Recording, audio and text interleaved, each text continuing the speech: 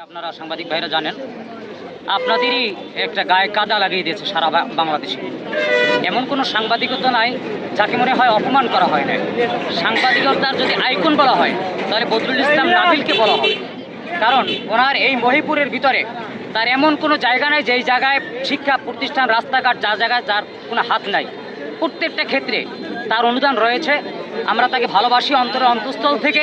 কিন্তু যারা একটা কুচক্র, এটাকে যারা অন্য খাতে প্রভাবিত করতে চেয়েছে, আসলে মনে হয় তারা ভুল একটা মেসেজ দিয়েছে। ইসলাম নাবিল তিনি একজন তার সাংবাদিকতা পেশায় শুরু থেকেই সৎ এবং নিষ্ঠা, সত্য ন্যায়ের পথে দাবিত হয়ে এ পর্যন্ত তিনি সাংবাদিকতা পেশায় জড়িয়ে আছেন। কিন্তু তার বিরুদ্ধে যে একটা কুচক্রী মহল মিথ্যা এবং বানোয়াট যে সংবাদগুলো প্রচার করতেছে, আসলে এগুলো সম্পূর্ণ মিথ্যা এবং ভিত্তিহীন।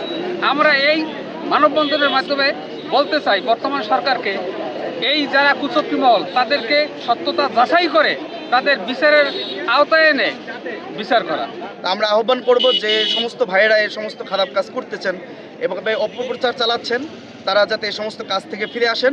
আর আমরা সরকারের কাছে আহ্বান করব আমাদের সাংবাদিক ভাইদের সুস্থ সাংবাদিকতা করার ক্ষেত্রে কোনো ধরনের কোনো যাতে বাধা না আসে এবং তারা যাতে নিজেদের স্বাধীনভাবে যে কোনো সময় যে কোনো বিষয়ে কথা বলতে পারে, যে কোনো দল এবং মতের যাতে কোনো ধরনের প্রভাব তাদের উপরে না খাটে। বদরুল আলম নাবিল সম্পর্কে একটি কুচক্রী মহল তাদের নিজেদের স্বার্থ চরিতার্থ করার জন্য, একজনকে দাবিয়ে আরেকজনকে উঁচে ওঠার জন্য এই সংবাদ পরিচালনা করছে। আমি আপনাদেরকে সহ সকলের কাছে সকলকে উপস্থিত করে আমি বলতে চাই, বদরুল আলম নাবিল একজন সৎ, যোগ্য এবং ভদ্র ছেলে। অত্র এলাকার উন্নয়নের স্বার্থে তার সকল কর্মকাণ্ড আমরা দেখেছি এবং যদি এই পৃথিবীতে বেঁচে থাকে, যতদিন থাকবে তার কর্মকাণ্ড আমরা দেখব। এবং এলাকার উন্নয়নের স্বার্থে তিনি সবসময় মানুষের দল মত নির্বিশেষে সকল মানুষের তিনি পরম বন্ধু, আত্মার আত্মীয়।